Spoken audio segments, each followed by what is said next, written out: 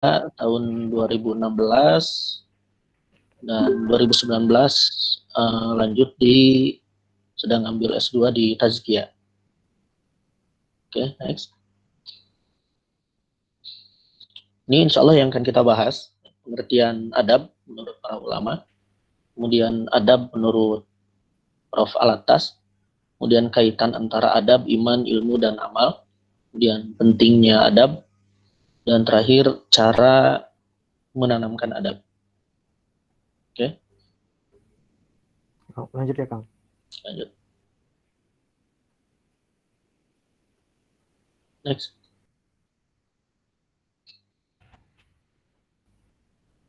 Oke. Pengertian adab secara bahasa, kalau dilihat dari lisanul Arab, aslul adab ad-du'a. Di makna asal adab adalah seruan, undangan, atau ajakan. Dan ada penekanan oleh Ibnu Munzir ini, sumya adaban li'annahu ya'dibun nasa ilal mahamidi wa yanhahum 'anil maqabih. Dinamakan adab karena dia menyeru manusia kepada perkara-perkara yang terpuji, setiap perbuatan terpuji, dan mencegah mereka dari setiap perbuatan-perbuatan yang jelek, perbuatan-perbuatan yang tercela. Terkait undangan ini juga ada hadis ya, yang sebagian hadisnya marfu sampai kepada Nabi, sebagiannya mauquf hanya sampai Ibnu Mas'ud. Ini saya bawakan dari yang riwayat Al-Hakim dari Mustadrak.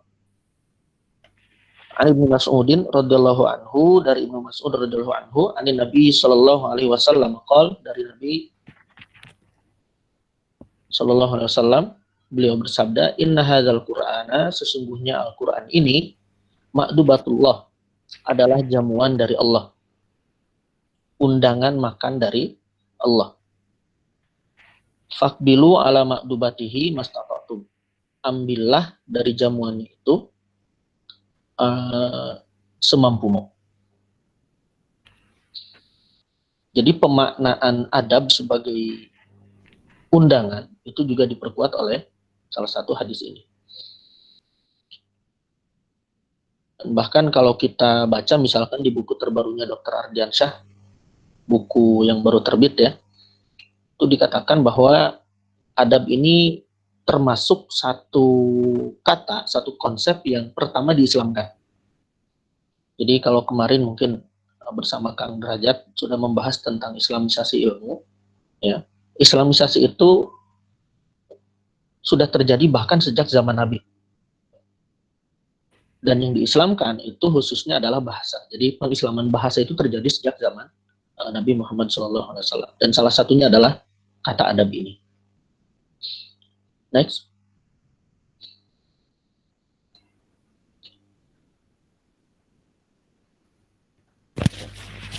Menurut Al-Atas, kitab suci Al-Quran adalah undangan Tuhan kepada manusia untuk menghadiri jamuan keruhanian. Dan cara memperoleh ilmu pengetahuan yang sebenarnya mengenai Al-Quran adalah dengan menikmati makanan-makanan lezat yang tersedia dalam jamuan keruhanian tersebut. Jadi beliau menjelaskan hadis tersebut, hadis yang tadi dari Ibn Abbas ini, bahwa kitab suci Al-Quran ini adalah undangan Tuhan kepada manusia. Jamuannya apa? Ya, jamuan keruhanian. Karena yang disampaikan di dalam Al-Quran adalah sejatinya itu adalah obat bagi hati.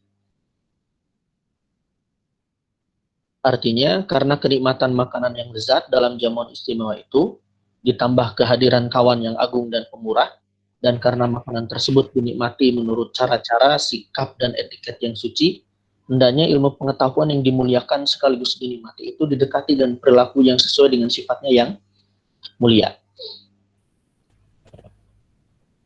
Jadi dalam hadis tersebut juga adab ini ada makna tata sikap yang benar. Bagaimana kita di hadapan dijamu oleh zat yang maha agung, yang maha pemurah. Tentu kita, kalau kita misalkan diundang jamuan makan oleh presiden, tentu ada protokol-protokolnya, ada etiket-etiketnya. Baju yang harus digunakan, jam berapa harus sudah berada di tempat, makanan apa yang dihidangkan. Ketika makan juga etiketnya ada, ya, tata cara, sikap, sopan santun dan sebagainya. Apalagi ini adalah yang menjamu langsung Allah Subhanahu wa taala. Maka pasti sikap kita ketika ada dalam sebelum jamuan itu, ketika ada dalam jamuan itu, dan juga ketika kita keluar dari jamuan itu tentu juga tidak bisa sembarangan gitu. Next.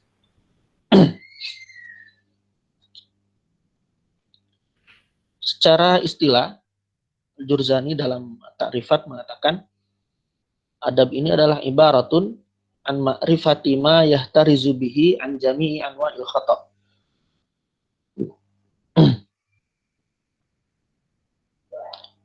Ibarat dari setiap pengetahuan ma yahtarizu bihi yang mencegah dengan pengetahuan itu, yang mana pengetahuan itu mencegah an jami'i anwa'il khata', dari semua jenis kesalahan.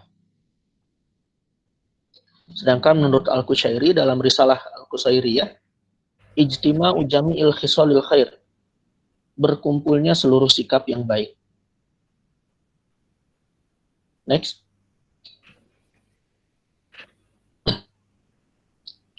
Menurut Ibnul Qayyim Az-Zawjiyah, adab adalah istikhraju ma fit tabi'ati minal kamal minal quwwati ilal fi'li.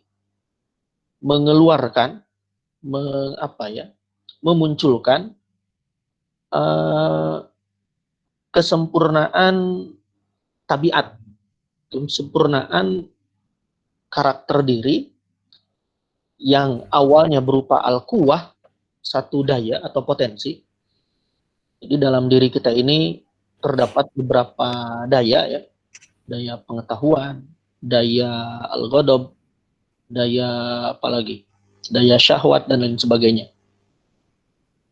Jadi yang sebelumnya berupa potensi ilal fi'li, menuju perbuatan atau aplikasi. Jadi adab ini dari Ibnu Qayyim mulai menakrifkan adab sebagai satu upaya untuk mengeluarkan apa yang daya-daya yang ada di dalam diri. Dan daya-daya ini kemudian bagaimana supaya dia menjadi sempurna, al-kamal, ya. Bukan nukson, bukan sesuatu yang kurang, tapi sesuatu yang baik. Karena nanti dalam daya-daya yang ada di dalam diri ini, jika dia tidak dikelola dengan baik, dia akan melahirkan sesuatu yang buruk. Daya al-ghadab misalkan, daya marah, jika dia dikelola dengan baik, dia akan melahirkan sifat saja'ah. Tapi kalau dia dikelola kurang baik, antara dia melahirkan sikap sembrono, gitu ya, nekat, atau dia melahirkan sikap pengecut. Nah, bagaimana adab ini berusaha mengeluarkan dari sesuatu yang sifatnya daya, yang potensi yang ada dalam diri kita, kemudian lahir menjadi sesuatu yang baik. Menurut Al-Ghazali, adab itu adalah ta'dibul zahir wal batin. Pendidikan diri baik secara lahir ataupun batin. Next. Selanjutnya kita mencoba melihat adab menurut Profesor Said Muhammad Naqib Al-Attas. Next. Pertama, dalam filsafat dan praktek pendidikan Islam Said Muhammad Naqib Al-Attas, Prof. Andoun mengatakan bahwa konsep adab ini merupakan ide pokok dari pemikiran Al-Attas. Jadi saking pentingnya konsep adab, sampai-sampai kalau sudah terbiasa gabung dengan komunitas pemikiran Al-Attas gitu ya, kata-kata adab ini kata-kata yang lumayan paling sering muncul dalam setiap bahasan. Oke. Menurut Al-Attas juga agak sulit untuk menemukan kata yang pas dalam bahasa Inggris ya, untuk menerjemahkan kata adab ini. Makanya kata beliau, untuk memudahkan, diterjemahkan saja secara simpel sebagai right action atau perilaku yang benar. Ya, itu perilaku yang benar yang lahir dari disiplin diri yang berdasarkan kepada pengetahuan yang sumbernya adalah hikmah. Di murid-murid Prof. Alatas juga banyak yang mengatakan ya adab itu sederhananya adalah right action, perbuatan yang benar sebagai hasil dari ilmu yang benar yang bersumber dari wisdom. Next.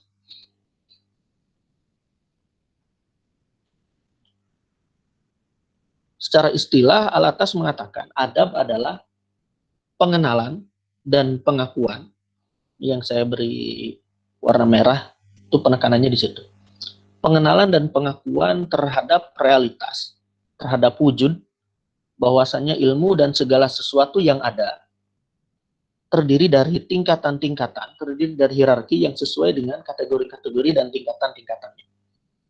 Dan bahwa seseorang itu memiliki tempatnya masing-masing dalam kaitannya dengan realitas, kapasitas, potensi, fisik, intelektual, dan spiritual.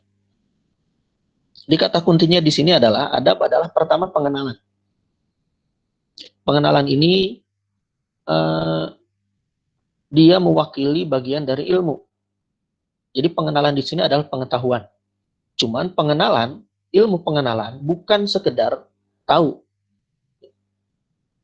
Kita tentu beda ketika kita mengatakan misalkan saya tahu Presiden Indonesia, saya tahu Jokowi dan saya kenal Jokowi. Ya. Pengenalan di sini dia mensyaratkan adanya kedekatan. Sehingga semakin dekat ia, semakin intens kedekatannya, semakin tinggi pengetahuan akannya. Yang kedua kemudian pengakuan. Jadi mengenal saja nggak cukup, tapi perlu juga pengakuan. Pengakuan di sini sering dijelaskan sebagai bagian dari amal. Apa yang dikenali dan yang diakui itu tempat-tempat bagi semua realitas wujud. Ya. Semua hal yang wujud ini itu ada tempatnya. Ada tempatnya yang tepat, yang pas, yang sesuai. Allah sebagai Tuhan ada tempatnya. Tentu tidak bisa kita samakan dengan makhluk. Maka pengenalan kepada Allah ini seringkali diistilahkan dengan ma'rifatullah. Ma'rifah itu kan terjemah letterletnya itu mengenal. Jadi ma'rifatullah itu tidak sebatas mengetahui Allah, tapi mengenal Allah, yang dia mensyaratkan kedekatan. Semakin kita mendekat kepada Allah, semakin kenal kita dengan Allah Subhanahu wa Ta'ala. Dan harus disertai dengan pengakuan. Di pengakuan ini adalah pembuktian atas apa yang kita kenal. Jadi Allah Subhanahu wa Ta'ala punya tempatnya. Dalam artian kita harus bisa menempatkan Allah sesuai dengan haknya. Pun begitu Nabi Muhammad, pun begitu Al-Quran, pun begitu ilmu, pun begitu alam, dan lain sebagainya. Jadi kata kuncinya 3, pengenalan, pengakuan terhadap tempat-tempat yang tepat bagi segala sesuatu. Itu adab. Next.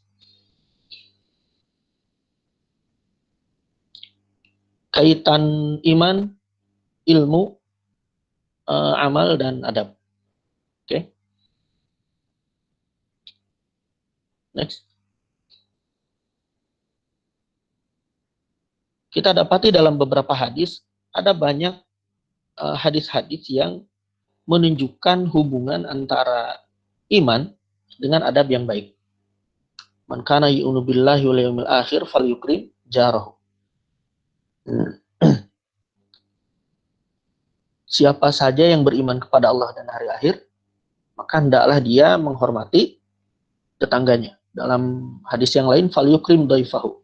Hendaklah dia menghormati tetangganya. Falyakul khairan aw liyasmut. Hendaklah dia berkata yang baik atau diam. Dalam hadis lain, al-iman bid'un wa sab'una syu'bah, afdaluha qawlu la ilaha illallah, wa adnaha imatatul adha 'anit thariq, wal haya'u syu'batun minal iman. Iman itu bid'un wa sab'una syu'bah. Di riwayat lain wasittuna syu'bah. Ada sekitar 70, 60 atau 70 sekian cabang. Ya. Afdaluha, yang paling utamanya adalah ucapan la ilaha illallah, wa adnaha, dan yang paling rendahnya adalah imatatul adha 'anit thariq. Jadi bagaimana kita memandang sesuatu yang menyakitkan di jalan itu juga menunjukkan bagaimana kita beradab juga. Dan di sini dihubungkan dengan iman kepada Allah dan hari akhir, termasuk diantaranya al-haya. Jadi bisa kita simpulkan di sini bahwa iman adalah landasan bagi adab. Next.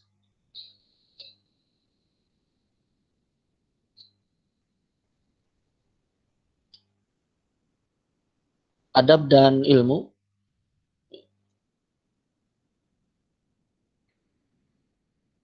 Dari Habib ibn Ash-Shahid, beliau berkata kepada anaknya, ishabil fuqaha,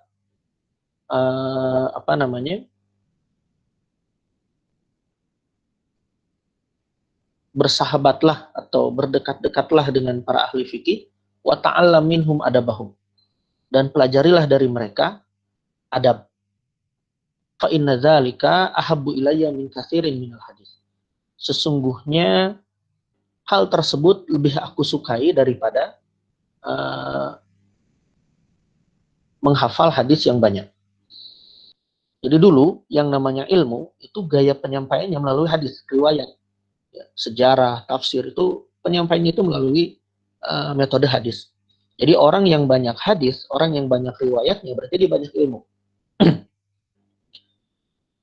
Di sini dikatakan bahwa salah satu cara untuk mendapatkan adab adalah bergaul atau dekat rapat dengan orang-orang yang ahli ilmu gitu. Kemudian dari Ruwaim, beliau berkata, ya bunayya, ij'al ilmaka milhan wa adabaka daqiqan. Jadikanlah ilmumu itu sebagai garam dan adabmu sebagai tepung. Jadi kita kalau hanya makan garam saja kan gak enak. Kalau hanya makan tepung saja mungkin mengenyangkan, tapi juga masih agak kurang enak. Maka biar enak ya makannya tepung dan garam. Nanti bisa jadi bala-bala, jadi gehu dan lain sebagainya. Dari Ibnul Mubarak, beliau berkata, nahnu ila qalilin minal adabi ahwaju minna ila katsirin minal ilmi. Jadi kami ini lebih butuh kepada adab meski dia sedikit daripada kepada banyaknya ilmu. Nah, disimpulkan di sini, dan ini seringkali kita dengar dari teman-teman di Kutab ya, Kutab Al-Fatih, adab sebelum ilmu. Next.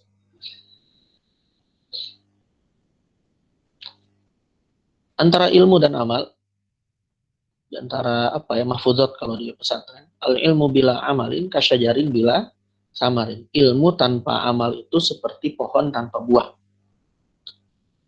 Jadi amal ini adalah buah dari ilmu.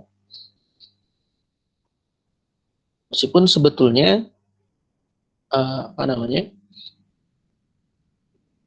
kaitannya dengan adab, sebetulnya semuanya ini sudah terangkum dalam satu kata, yaitu adab.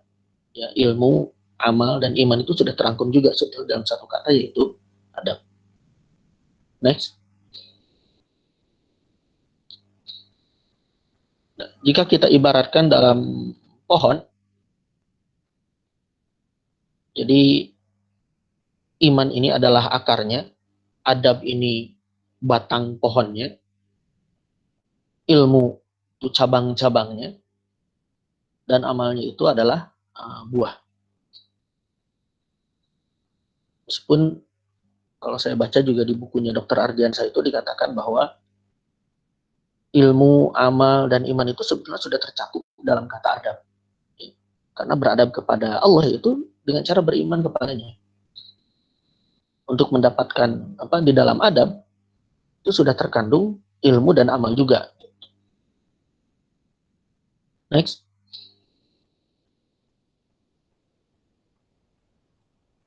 Maka sejatinya pendidikan itu adalah penanaman iman, penanaman adab, pengajaran ilmu dan pembiasaan amal. Ya. Next, lanjut.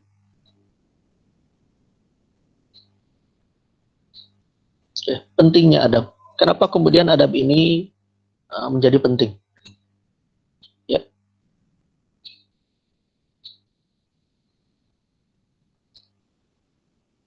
Di antara dalil-dalil yang menjadi pentingnya adab, ada beberapa hadis, misalkan adabani Rabbi fa ahsana ta'dibi, Robku telah mendidikku, maka dia perbagus pendidikanku. Kemudian sabda Rasulullah, akrimu auladakum wa ahsinu adabahum. Muliakanlah anak-anakmu dan baguskanlah adab mereka. Lagi hadis lainnya, min haqqil waladi ala walidihi, kewajiban orang tua terhadap anaknya adalah an yuhsina ismahu, diberi nama yang bagus, wa yuhsina mardo'ahu, dan membaguskan penyusuannya, wa yuhsina adabahu, dan membaguskan adabnya. Ini tugas berat bagi para calon bapak atau yang sudah jadi bapak ya. Kewajiban kita terhadap anak-anak kita nantinya adalah selain memberi nama yang bagus, juga yang paling penting adalah bagaimana kita membaguskan adabnya. Dan tentu adab seorang anak yang beradab harus dimulai dari orang tua yang beradab. Ya, kalau kita sering misalkan mendengar ceramah-ceramah dari Ustaz Adian Husaini, seringkali beliau ini seringkali beliau ini mengatakan bahwa sebetulnya yang penting jurusan itu di kampus-kampus itu adalah jurusan orang tua yang beradab, katanya. Itu lebih kita saat ini ya lebih kita butuhkan, orang tua yang beradab ini lebih kita butuhkan ketimbang misalkan ahli ekonomi, ahli fisika, ahli kimia dan lain sebagainya. Selanjutnya dari Al Hasan Al Basri, in kana ar-rajulu la yakhruju fi adabi nafsihi as-sinina tsumma sinin. Hendaknya seseorang itu dia keluar ya, untuk mendidik dirinya tahunan kemudian tahunan. Qila lil Imam Syafi'i, dikatakan kepada Imam Syafi'i, kaifa syahwatu kalil adab? Bagaimana syahwatmu atau keinginanmu terhadap adab? Faqala asma'u bil harfi minhu, ketika aku mendengar satu huruf ya, yang membahas tentang adab, fatawaddu a'dha'i, maka aku menginginkan seluruh tubuhku ini annalaha asma'an, ya, punya pendengaran semua, tatana amubihi, sehingga tubuhku ini, seluruh anggota tubuhku ini bisa menikmatinya. Ini gambaran hasrat Imam Syafi'i terhadap adab, sampai-sampai beliau menginginkan bahwa seluruh tubuhnya itu punya pendengaran. Ketika ada orang yang membicarakan adab, ingin supaya seluruh tubuhnya itu punya asma'an, bisa mendengar. Jadi matanya bisa mendengar, tangannya bisa mendengar, kakinya bisa mendengar dan lain sebagainya, supaya seluruh tubuhnya itu bisa menikmati perbincangan tentang adab. Wakilalahu, dan dikatakan kepada Imam Syafi'i, wa kaifa talabuka lahu, bagaimana engkau mencari adab? Qala talabul mar'atil mudillati waladaha wa laysa laha ghairuhu. Jadi aku mencari adab itu sebagaimana seorang perempuan yang kehilangan anak satu-satunya dan tidak ada selainnya. Jadi seorang perempuan hanya punya anak satu-satunya dan anaknya itu hilang, tentu dia akan mencari dengan sekuat tenaga. Nah, itulah apa namanya, Imam Syafi'i menggambarkan bagaimana dia ingin mencari adab. Next.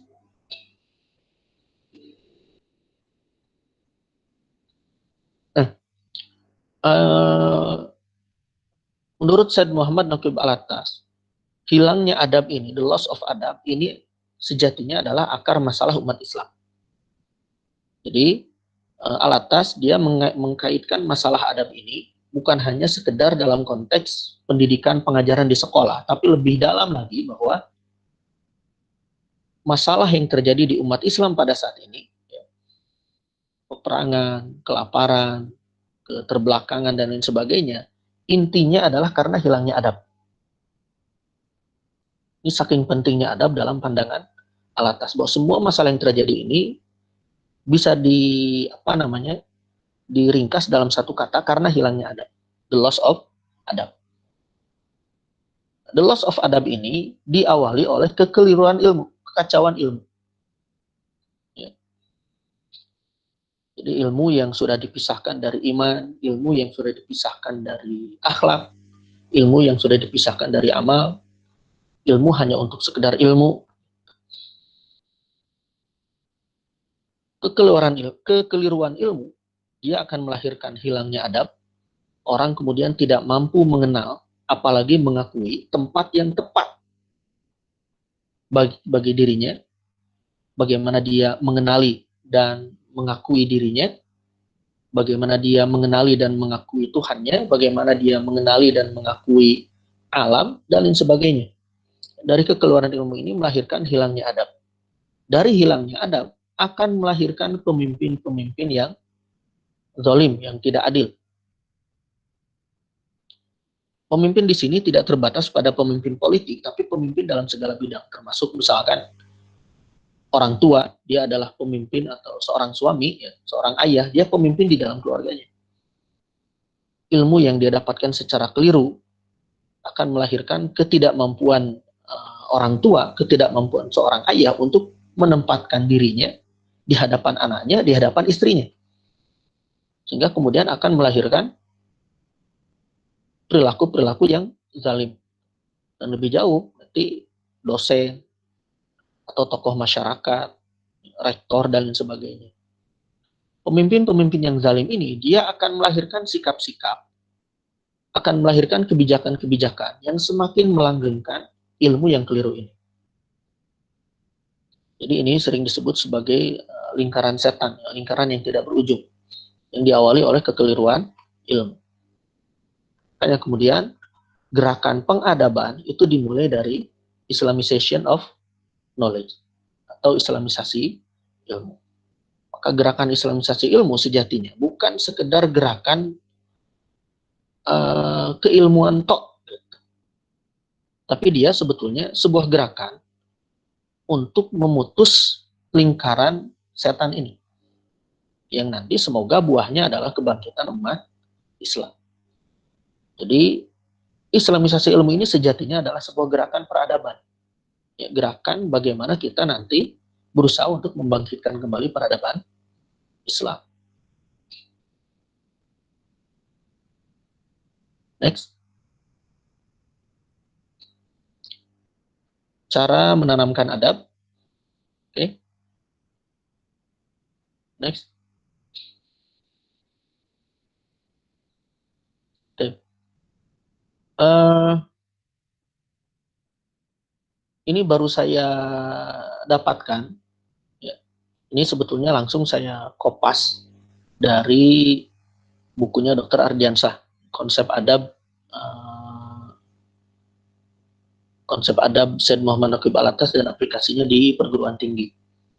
Jadi bacaan Dr. Ardiansyah terhadap ide-ide Al-Attas, beliau kemudian menyimpulkan seperti ini, bahwa yang pertama, adab itu dibagi dua, ada fase pertama dan fase kedua.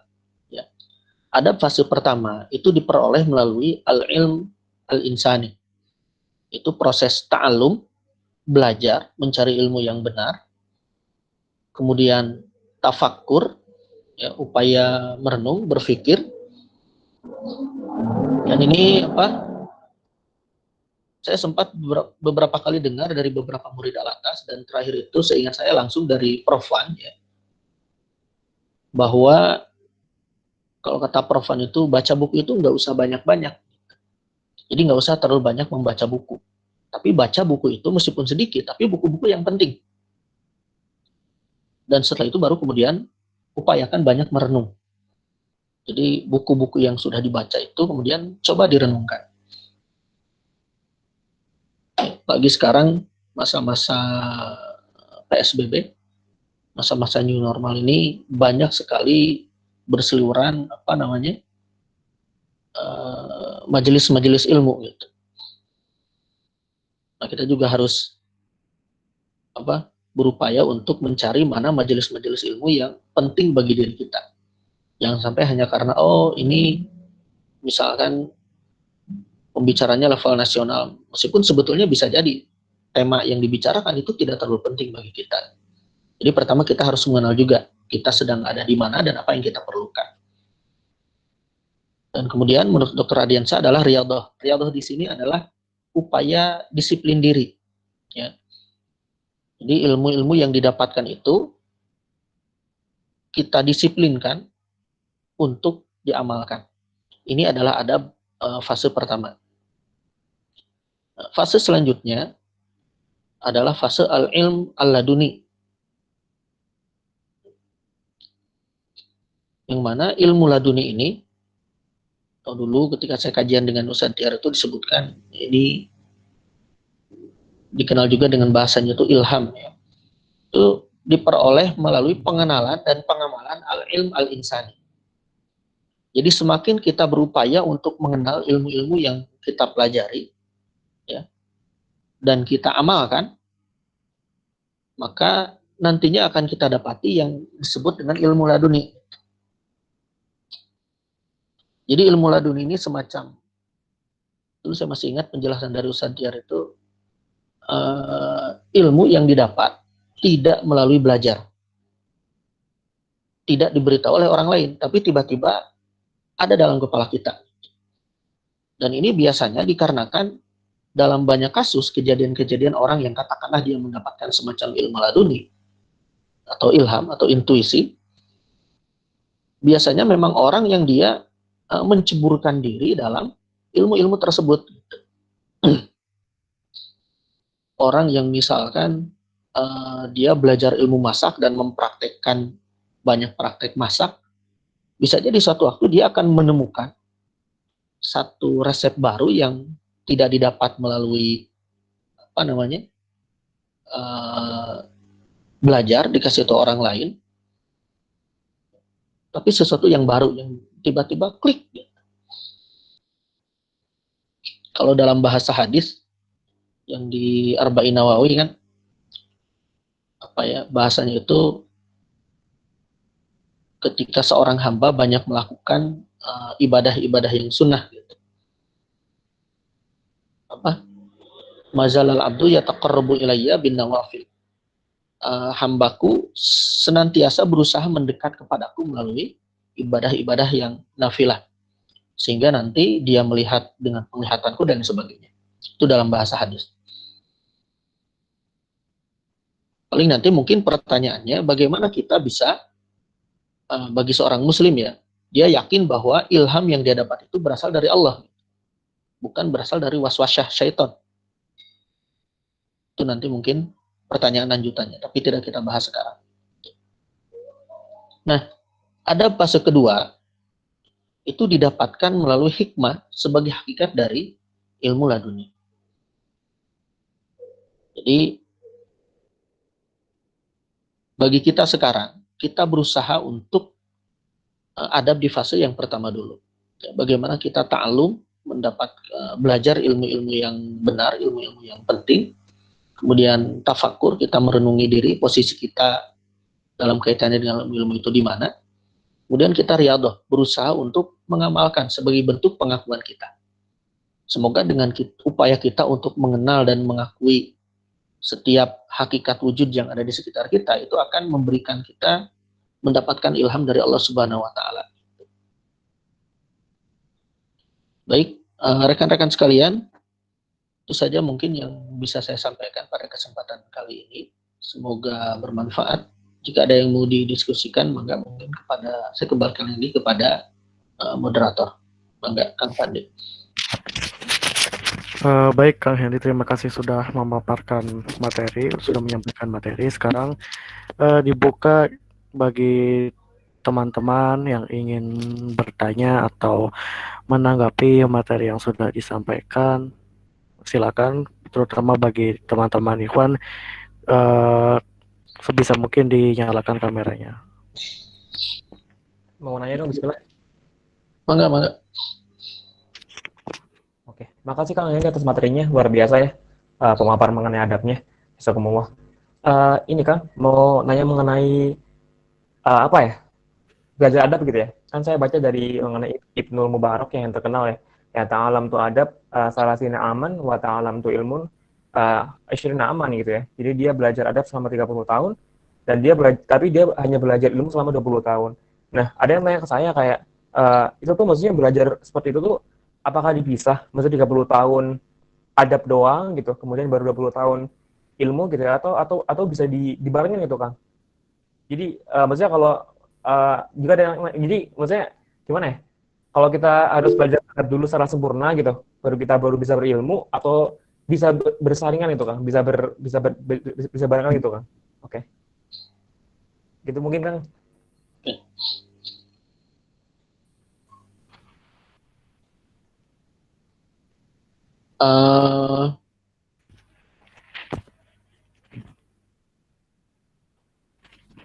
Saya mungkin tidak bisa menjelaskan secara pasti ya yang dimaksud oleh Imam Ibnu Mubarak itu seperti apa.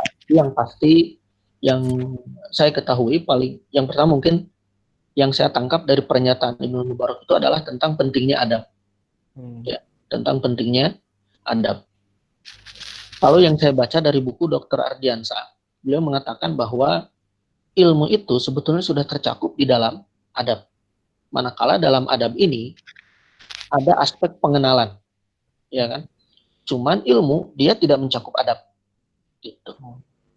Jadi bisa jadi ada orang yang dia maklumat dalam kepalanya banyak, ilmunya banyak. Dalam kasus zaman dulu mungkin riwayat hadisnya banyak, ya. Tapi adabnya kurang. Tapi orang yang beradab, meskipun bisa jadi ilmunya sedikit, tapi itu justru lebih baik. Dalam banyak kasus, para ulama juga misalkan, saya sampai sempat menemukan seperti ini ucapan apa?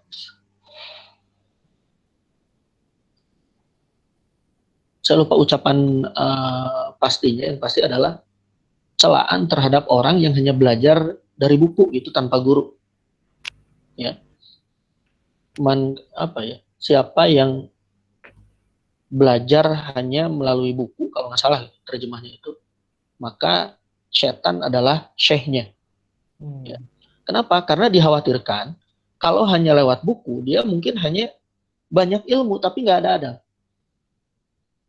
Karena kalau saya perhatikan misalkan dari beberapa kalam ulama, terus juga dari penjelasan di bukunya Prof. Mahmud Yunus ya, Sejarah Pendidikan Islam. Jadi pendidikan adab itu yang paling penting adalah bergaul dengan guru. Makanya bagaimana kita mencari guru itu juga penting. Ustaz Adian misalkan seringkali mengatakan, kalau mau lanjut kuliah itu jangan dulu lihat kampus mana gitu, tapi dosennya siapa. Jadi belajar apa dan belajar dari siapa itu yang paling penting, bukan belajar di mana. Nah, kemudian juga di buku Prof. Mahmud Yunus itu sebetulnya selain yang paling penting ya bergaul dengan guru, proses pengadaban itu juga bisa didapat melalui kalau dalam bahasa Al-Atas hikmah, ya. Atau bisa juga ditafsirkan sebagai kisah-kisah orang-orang terdahulu. Makanya di dalam Al-Quran kita dapati banyak sekali ayat-ayat yang bercerita tentang kisah orang-orang terdahulu. Itu sebetulnya bagian dari pendidikan adab. Itu yang saya tahu. Ya. Allah alam maksud dari Ibnu Mubarak seperti apa. Jadi, sekali lagi sepertinya beliau ingin menekankan tentang pentingnya adab dari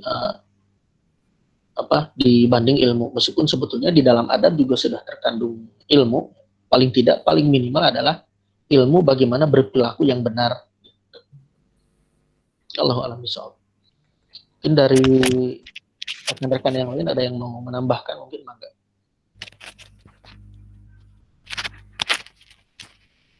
Baik, kepada Kang Hendy, terima kasih atas jawabannya.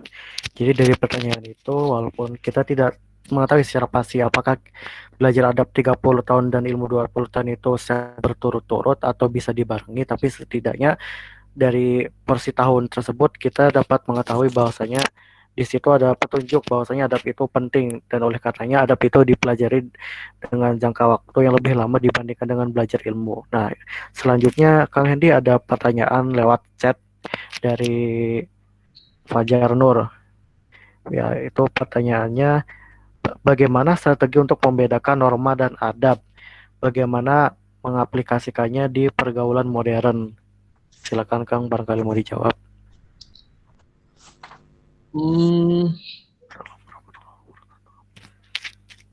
Yang pertama mungkin kalau adab ini konotasinya selalu positif, ya. Adab ini konotasinya selalu positif. Dalam artian, contoh misalkan jika ada orang yang katakanlah dia berperilaku baik, itu disebut beradab. Kalau berperilaku kurang baik, biasanya disebut dengan orang tidak beradab atau qalilul adab, sedikit adabnya. Adapun norma yang saya pahami, norma ini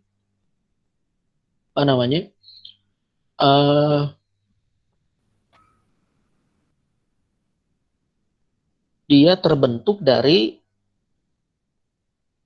apa ya istilahnya itu.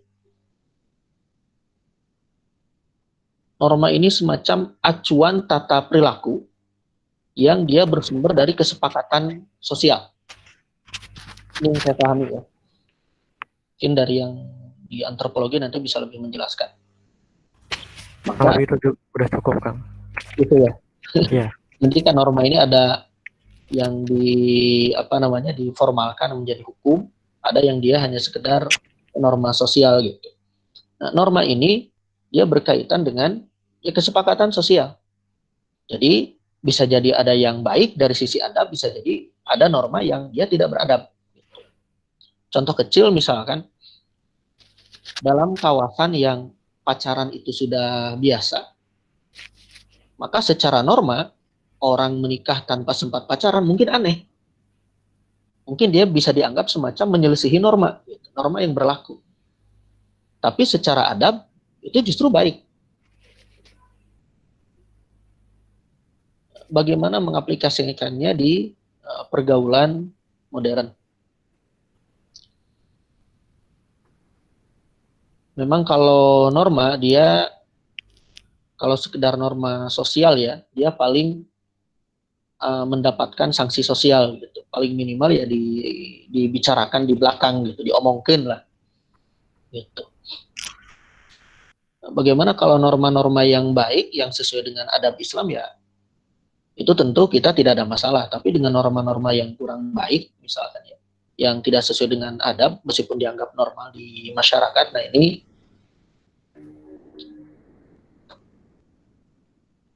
saya kira yang paling penting sebetulnya adalah bagaimana kita istiqomah sih. Dalam banyak kasus orang itu kadang dia menghargai apa yang dilakukan orang lain meskipun berbeda dengan norma yang berlaku, asal itu istiqomah. Ya, Allahu a'lam.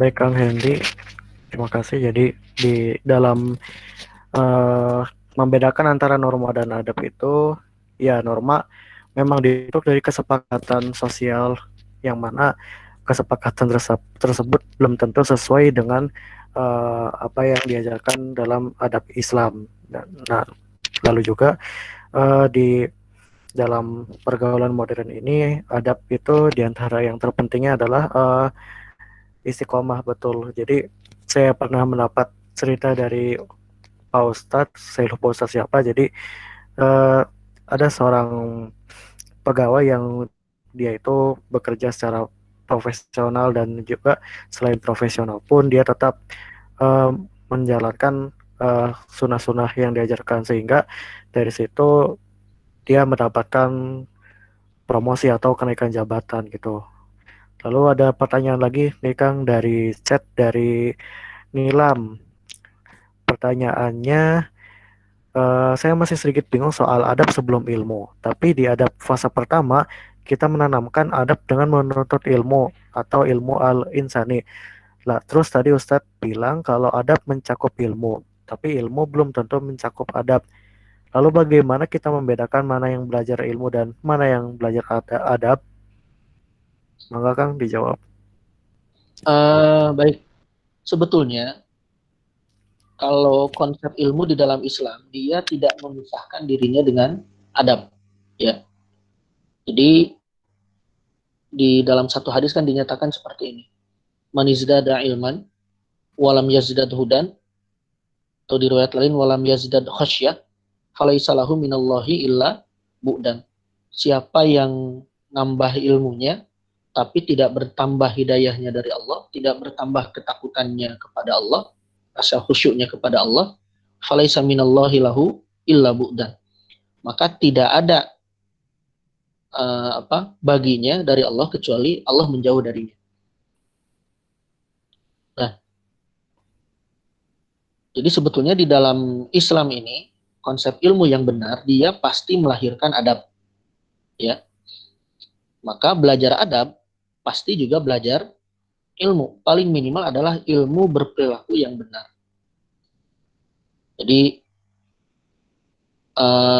ini yang saya bilang bahwa adab mencakup ilmu, tapi ilmu belum tentu mencakup adab.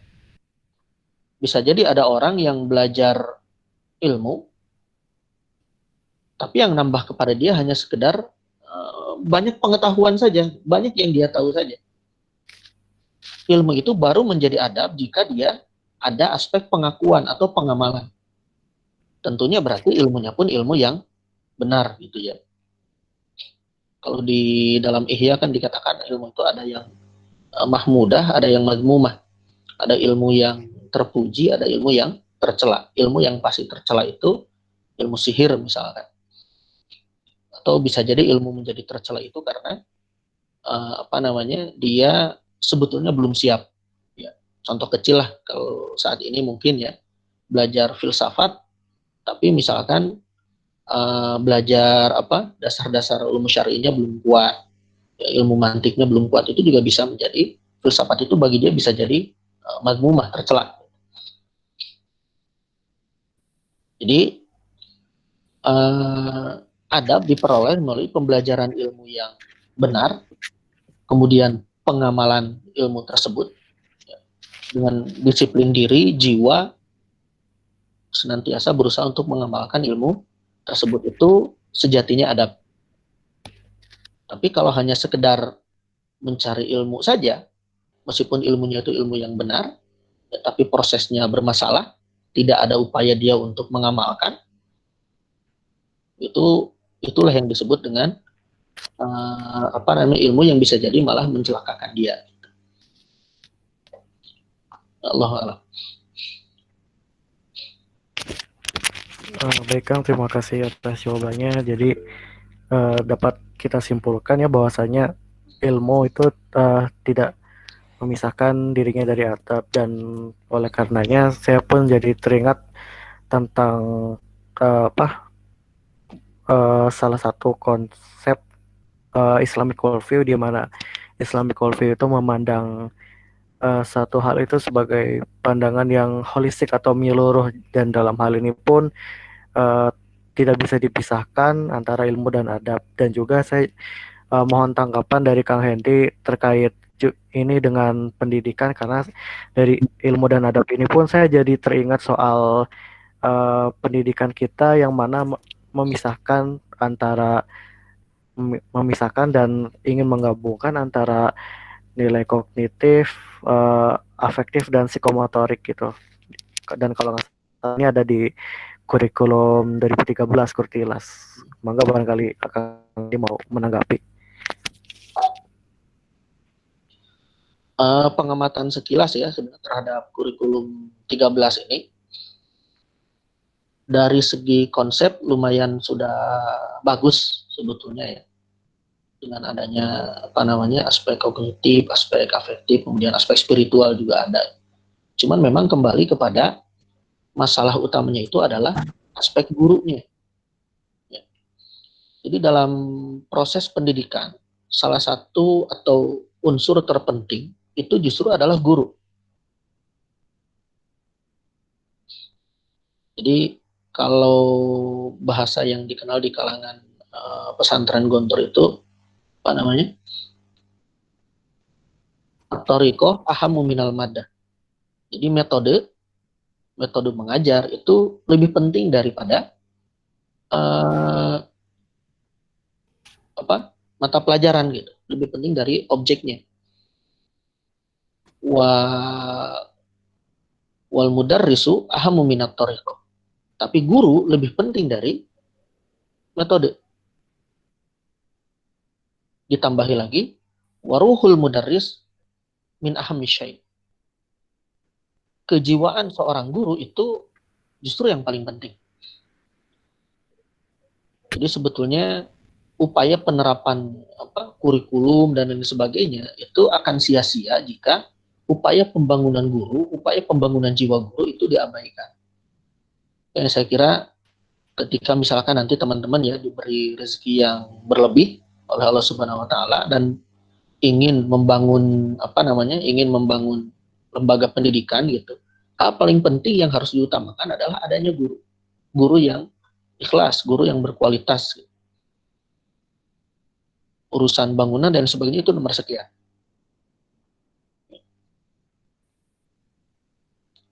Itu mungkin sedikit tanggapan saya terhadap K13. Nah, K13 ini khawatirnya konsepnya sudah baik, tapi guru-gurunya belum masih banyak masalah gitu ya di guru, itu juga nanti malah jadi kontraproduktif. Dan kita perhatikan juga sekarang kan ya bisa dikatakan seperti itu gitu di dunia pendidikan kita. Baik Kang Hendy, terima kasih atas jawabannya.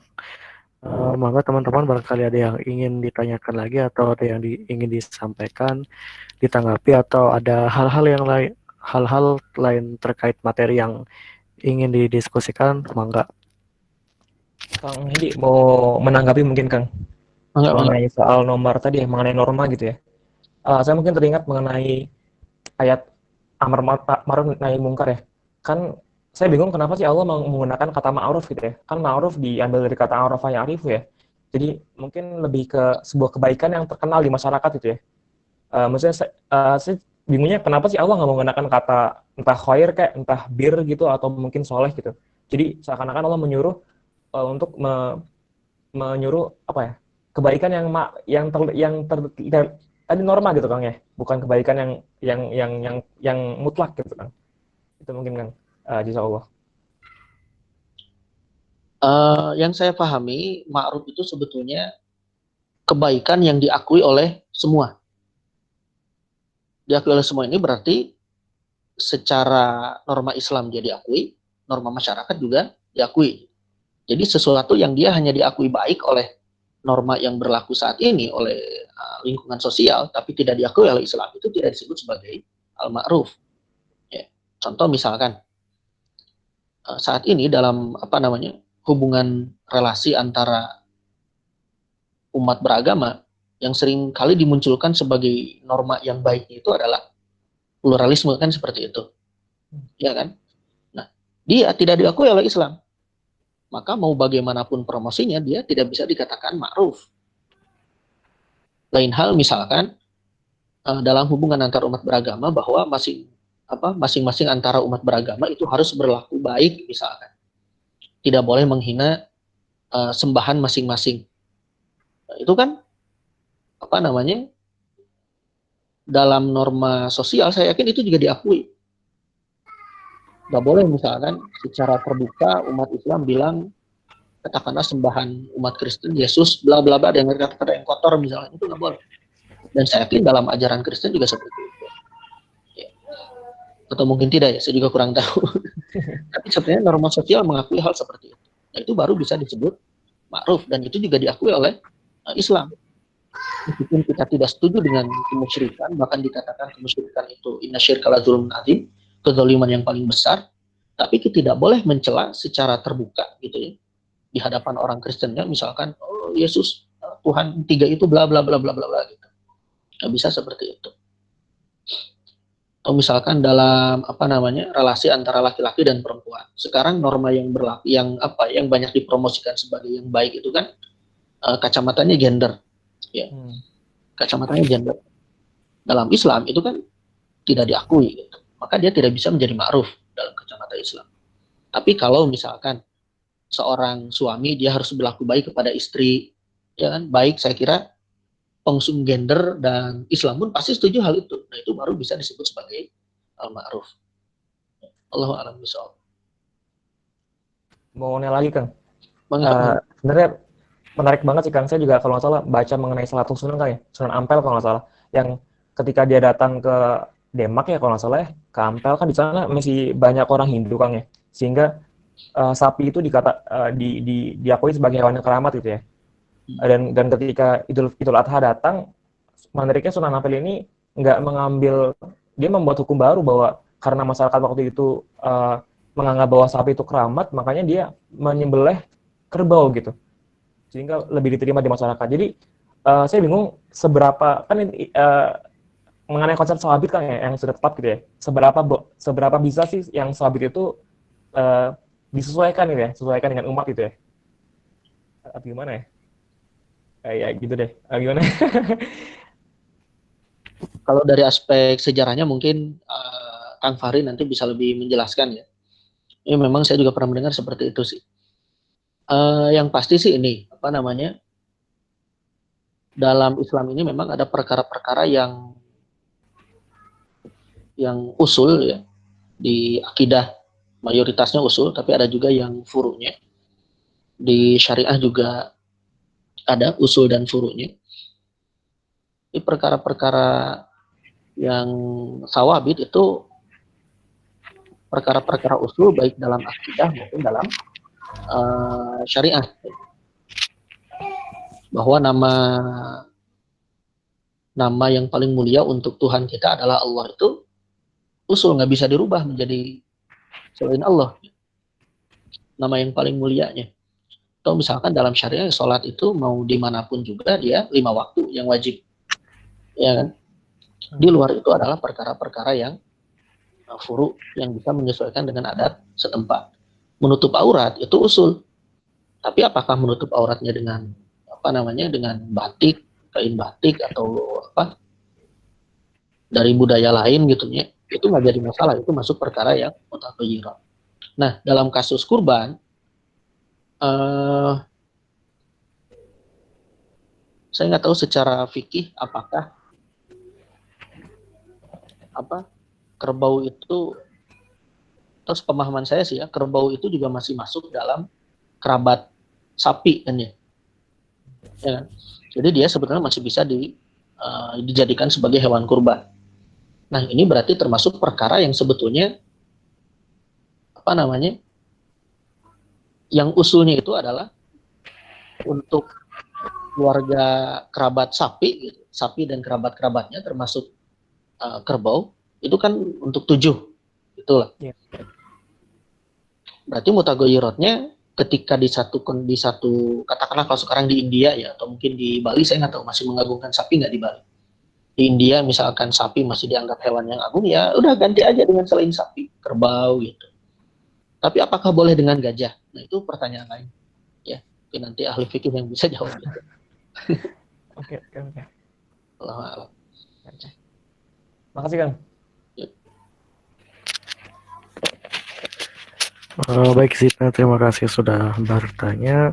Barangkali dari teman-teman lain ada yang ingin bertanya, berdiskusi atau menanggapi hal-hal misal terkait adab gitu.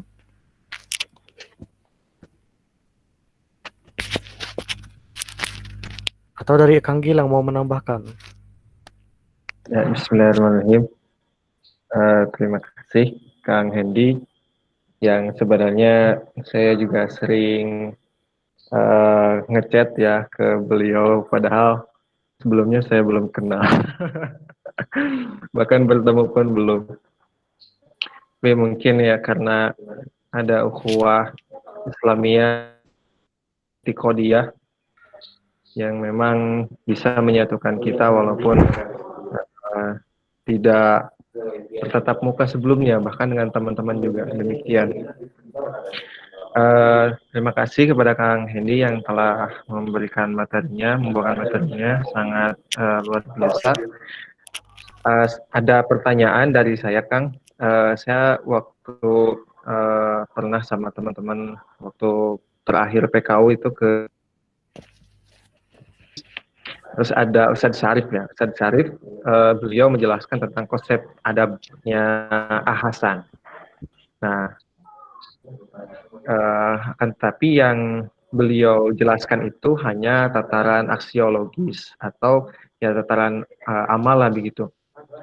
Nah, kami pada waktu itu bertanya-tanya tentang apakah ada begitu konsep adab dari Ahasan secara konsep itu apa namanya sudah ada yang bertanya, tapi karena waktu tidak memungkinkan, jadi belum sempat terjawab. Nah, barangkali di sini bagaimana tanggapan Kang Hendy ya, termasuk juga di Persis mungkin ya. Ahsan ini merupakan guru besar dan tokoh yang memang cukup kentara dan sangat dipakai ya ide-ide dan gagasan. Barangkali Kang Hendy, jazakumullah. Untuk konsep adab dari Ahsan, saya sendiri belum apa, dulu hanya sempat ditunjukkan buku karangan Ahsan ya, kalau nggak salah judulnya itu apa, Kesopanan Tinggi atau apa ya, tapi belum baca juga gitu isinya seperti apa, dan juga apa namanya, belum pernah mendengarkan gitu ya penjelasan dari Ustadz saya di Persis terkait konsep adabnya Hasan. Mungkin Kang Fahri mungkin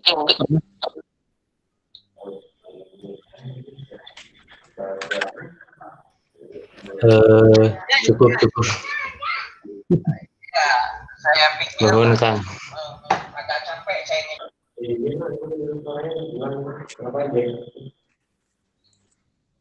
mungkin itu ya untuk Siap, konsep syukron, Kang. saya juga belum banyak membaca seperti apa ya. Siap. Syukron, Kang.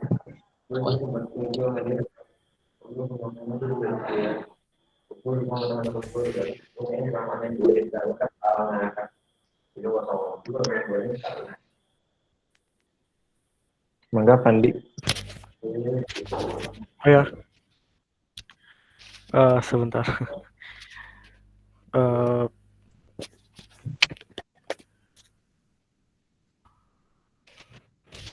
Baik, terima kasih Kang Hendy sudah menjawab pertanyaan dari Kang Gilang. Mangga masih dibuka teman-teman untuk bisa bertanya atau memberi tanggapan atau berdiskusi seputar konsep adab, yaitu tema yang sedang kita pelajari malam hari ini.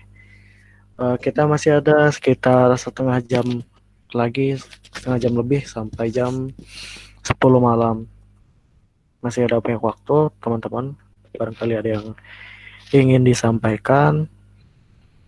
Mungkin dari Kang Gilang sudah, atau dari Kang Ajat mungkin mau menyampaikan.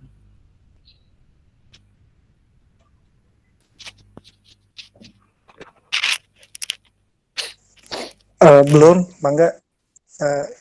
Mungkin komentar teman-teman apalah gitu. Sepenangkapan teman-teman semua dari yang disampaikan oleh Kang Hendy mungkin bisa disampaikan gitu, dikeluarkan ininya apa, hasil pemahaman diskusi sampai barusan begitu.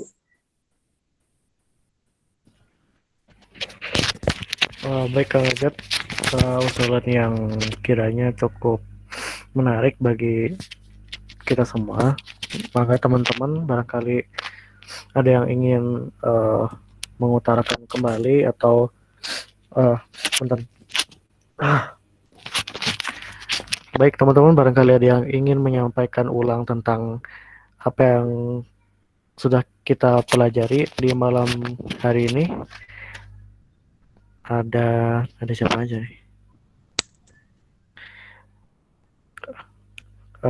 Gak mau nunjuk, gak mau nunjuk tapi ujungnya nunjuk juga. Zidna barangkali ingin menyampaikan kiranya ringkasan dari kuliah kita malam hari ini. Oke, makasih. Mungkin bukan ringkasan ya, ada beberapa poin yang menarik gitu ya. Karena saya baru beres juga baca buku konsep adab karya Ustadz Dr. Ardiansyah yang tadi dibahas oleh Kang Hendy gitu ya. Mungkin yang tadi yang tertarik mengenai hadis ini sih. Apa namanya? Kok dia lupa tadi ya? Oh ya, apa namanya? Adab itu kan beriman kan ada banyak cabangnya, 70 sekian cabang gitu ya. Ada yang paling tinggi adalah la ilaha illallah, dan yang paling rendah adalah mengambil jarum dari jalan gitu ya. Saya awalnya bingung tuh, maksudnya kenapa adab itu ada juga kepada Allah juga sampai ke, misalnya yang pertama kan la ilaha illallah kan lebih ke tauhid ya, aspek tauhidan ya. Dan yang aspek tauhid itu kan lebih aspek akhlak ya. Kita mengambil jarum dari jalan gitu ya. Ternyata kalau dibahas lagi di buku Ustadz Hadiansyah juga, adab itu juga mencakup banyak aspek ya, baik adab kepada Allah, adab kepada Rasulullah dan sebagainya. Jadi tauhid itu merupakan sebuah adab tertinggi kepada adab tertinggi gitu ya. Jadi ya itu menarik sih. Jadi memperluas adab, bahwa adab itu bukan cuman kepada manusia tapi juga ke semua hal, termasuk juga kepada Allah kayak gitu. Mungkin yang menarik yang mungkin saya dapat malam ini gitu.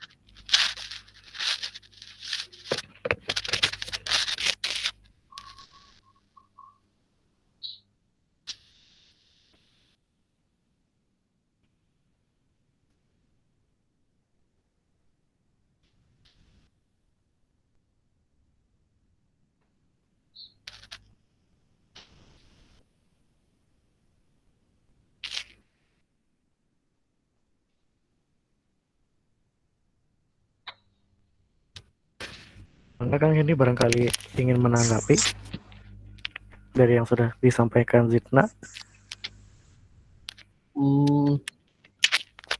Ya memang adab ini dia objeknya itu adalah semua hakikat wujud gitu. Yang maha wujud kan Allah ya, Allah Subhanahu wa taala.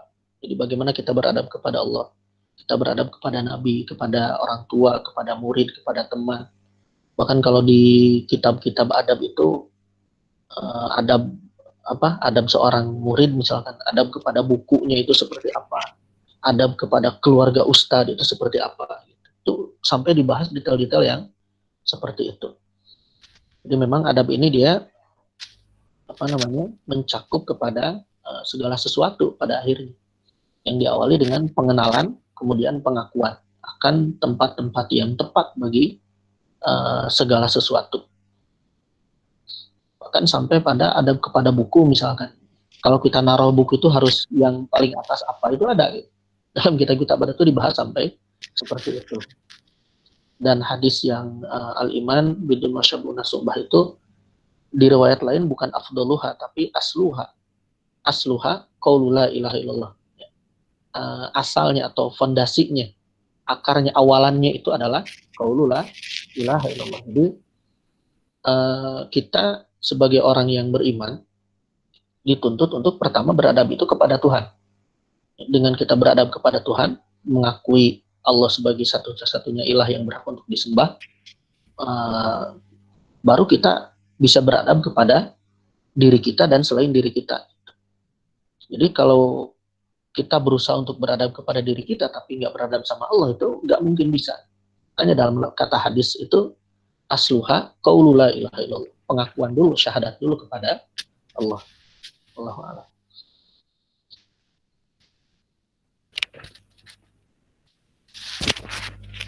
Bagaimana Zidna sudah jelas? Ini bukan pertanyaan kan? Tadi lebih ke tanggapan kan ya? Hmm.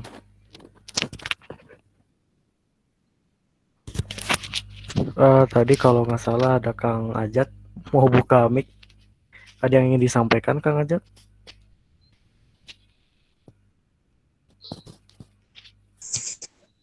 Ya. Ada ini pertanyaan buat Kang Indi. Suaranya jelas ya? Ini tadi terkilas ilham begitu. Mungkin dari Kang Hendy bisa menjelaskan lebih lebih Putus-putus. para kita agar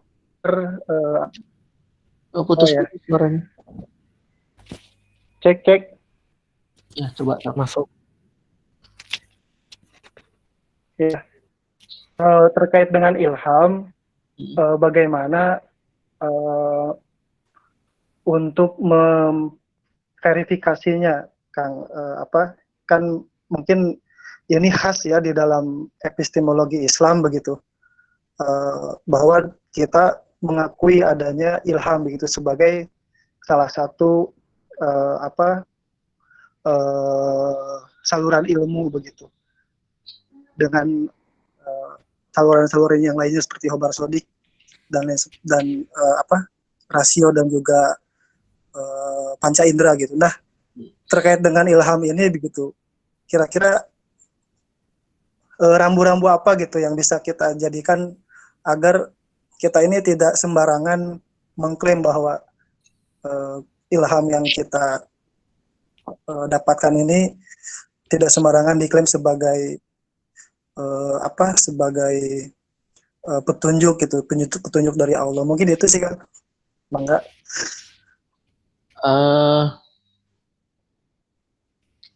Yang saya ketahui saja ya. Jadi yang pertama, dulu ketika kajian dengan Ustadz Diar itu, beliau menyatakan sebetulnya pengakuan terhadap ilham atau intuisi ini tidak hanya diakui di dalam peradaban Islam, tapi juga ada beberapa ilmuwan-ilmuwan di Barat juga yang mengakuinya, meskipun mungkin itu bukan pandangan yang mainstream, gitu ya. Kan dulu Sadiar tuh sempat menyebutkan judul bukunya, saya lupa, udah lama banget. Kemudian yang kedua, ilham ini memang dari segi bahasa dia semakna dengan wahyu gitu. Jadi makna lain dari al-wahyu itu adalah al-ilham. Ya, kemudian bagaimana kita memverifikasi bahwa ilham yang didapat itu benar? Oh iya, kalau melihat dari definisi ilmu yang disampaikan oleh Prof. Al-Attas, ya, beliau mengatakan kan husulul ilmu itu adalah husulul makna ilan nafsi atau husulul nafsi ilal makna. Tibanya makna ke dalam jiwa atau tibanya jiwa kepada makna. Nah, yang pertama, tibanya makna kepada jiwa itu ilham itu masuknya di sana. Ya. Jadi ilmu yang disampaikan kepada jiwa sebagai letak bagi ilmu itu, ilan nafs. Kemudian bagaimana untuk memverifikasinya? Ya pada akhirnya dia bisa diverifikasi oleh alat verifikasi yang diakui oleh semua. Ya, kalau di dalam Islam misalkan, jika ada orang yang mengaku menerima ilham, dan memang ilham ini juga sifatnya itu sangat subjektif, sangat pribadi. Dia tidak bisa pengalaman mendapat ilham itu tidak bisa diduplikasikan kepada orang lain. Bagaimana untuk memverifikasinya? Pada akhirnya bisa diverifikasi dengan saluran-saluran ilmu yang bisa diduplikasi oleh orang lain juga, gitu, atau bisa dibuktikan oleh yang lain juga. Contoh misalkan kalau di dalam Islam ada orang yang mengaku mendapatkan ilham A, B, C, D gitu. Ya berarti nanti tinggal dicek apakah yang dia akui sebagai ilham itu sesuai dengan wahyu kah atau tidak gitu, sesuai dengan akal yang selamatkah atau tidak, sesuai dengan apa namanya, dengan panca indera yang sehat atau tidak gitu. Kan nanti bisa dibuktikan. Dalam kasus apa? Dalam kasus sains misalkan, jika ada seseorang yang dia kemudian mendapatkan satu pemahaman dalam bidang sains tanpa melalui proses belajar, ya nanti paling dibuktikan dengan alat-alat yang diterima oleh sains sebagai alat pembuktian. Karena kalau tidak ya berarti dia bisa jadi hanya sekedar lamunan gitu, bisa jadi sekedar was-was dari setan dan sebagainya. Kalau ada orang misalkan mengaku mendapat ilham, oh saya sudah nggak perlu sholat, itu kan sudah pasti tertolak. Nggak mungkin itu dari Allah, nggak mungkin itu ilham. Paling mungkin itu adalah dari setan gitu. Ada orang misalkan dari bidang sains apa, saya juga nggak terlalu ini di saya. Makanya dia mengaku mendapatkan satu pengetahuan baru yang beda dari mainstream. Ya tinggal dibuktikan saja. Bumi misalkan datar, itu ilham atau bukan, saya juga kurang tahu. Itu mungkin Kang Derajat, Allah alam. Mungkin nanti bisa ditanyakan kepada yang lebih paham lah. Kalau yang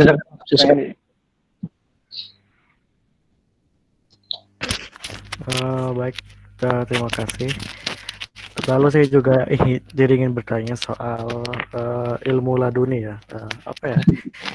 Saya jadi teringat di satu majalah yang membahas mistis itu dan membahas hal-hal mistis yang diakuinya, diklaimnya tokohnya tersebut dia punya macam daya laduni yang dia bisa mengajarkan macam-macam ilmu seperti ilmu nafas, kekebalan atau apalah itu. Nah, kalau dari ilmu ya kita bisa langsung memverifikasinya atau menanggapinya bahwa ya ilmu tersebut ya tentu bertentangan karena ada kerjasama dengan jin gitu kan. Dan nah, mungkin dari Kang Hendy bisa menanggapi fenomena semacam ini, mangga Kang.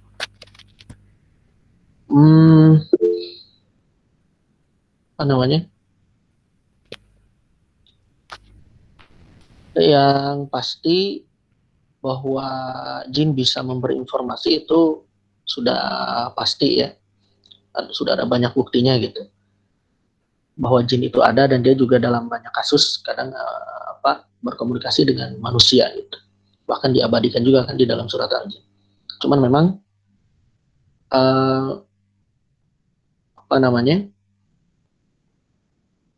karakter sepemahaman saya ya, karakter setan khususnya dari kalangan jin, mereka ini ketika mendapatkan satu berita yang katakanlah mencuri dengar dari malaikat gitu, itu kemudian dihiasi dengan ribuan kebohongan. Sampai ada kejadian sahabat yang kalau nggak salah Abu Hurairah yang menjaga beliau bertugas menjaga zakat, kemudian ada pencuri dan ketika ditangkap pencuri itu mengaku tolong lepaskan saya gitu, saya nggak akan mengulanginya. Sampai kemudian beberapa kali ketangkap, akhirnya pencuri itu mengatakan saya akan mengajarkan kamu satu doa.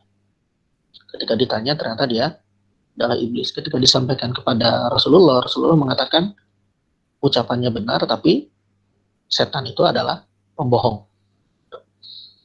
Jadi karena karakternya yang pembohong, kita ya nggak usah percaya dengan ucapan-ucapan seperti itu. Dan kembali lagi kepada tadi, kalau ada orang-orang yang mengatakan dia memiliki ilmu laduni gitu ya, nanti ya verifikasinya dengan hal-hal yang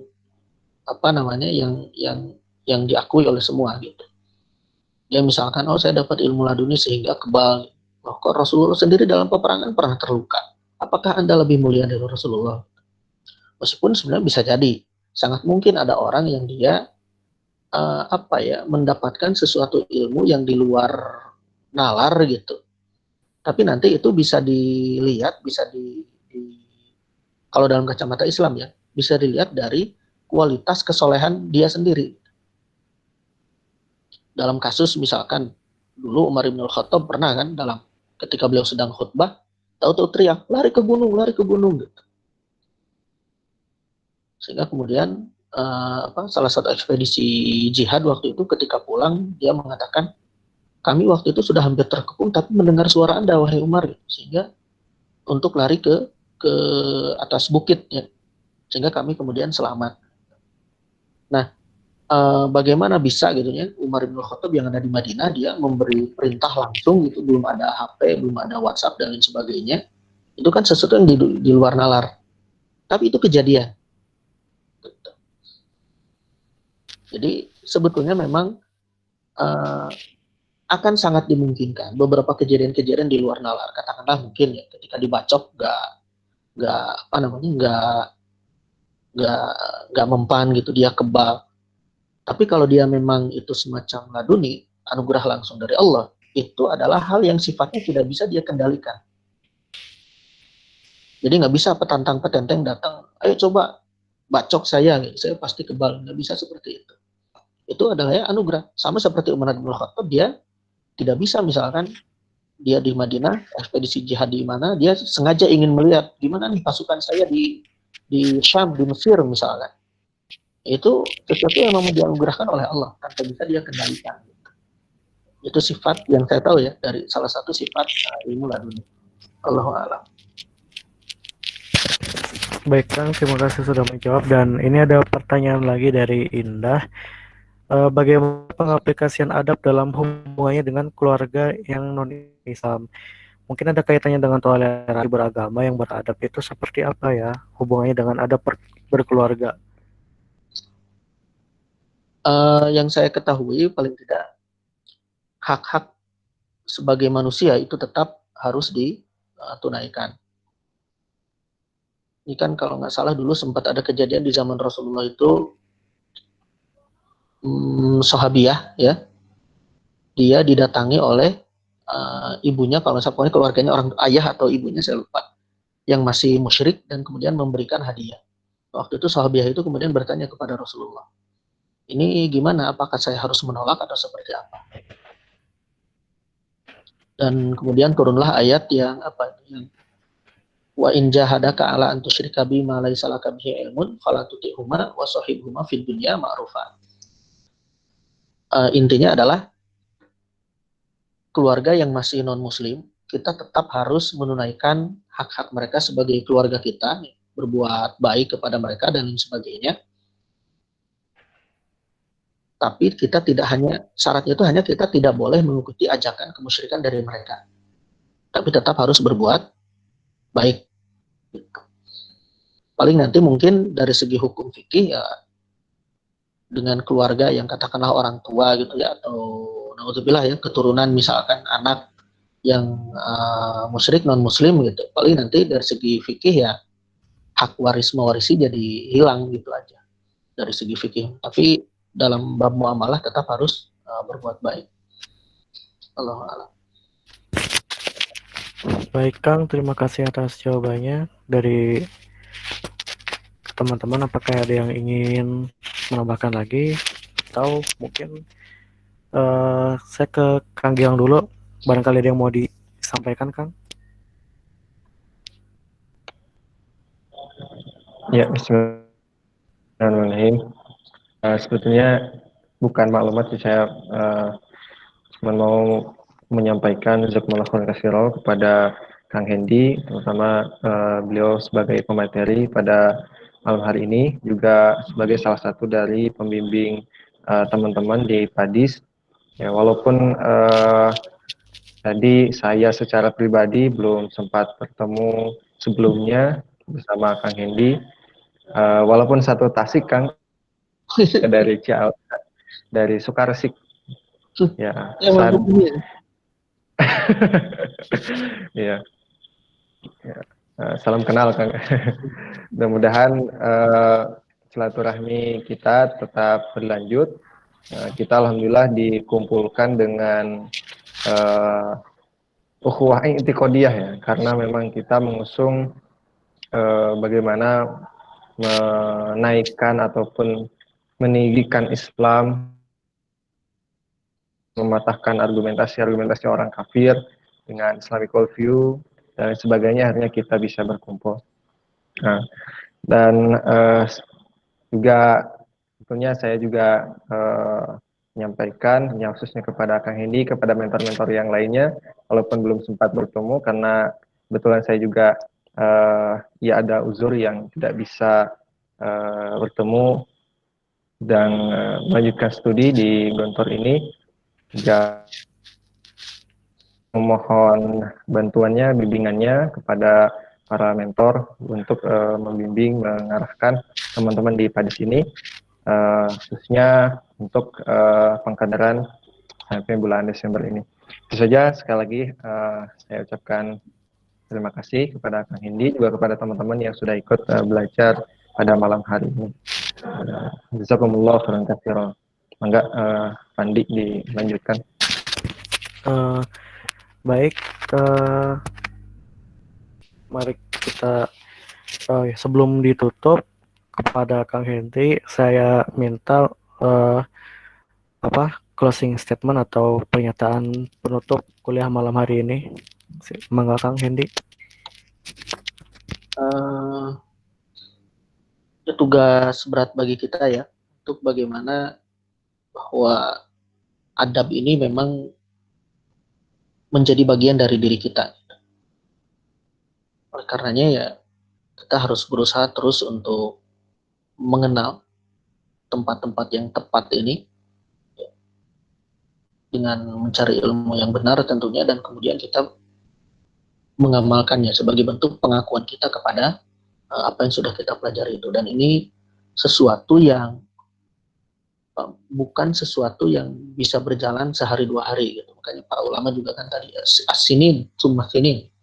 Bahkan yang tadi dari Kang Zidna itu Ibnu Mubarak 30 tahun gitu dan sebagainya.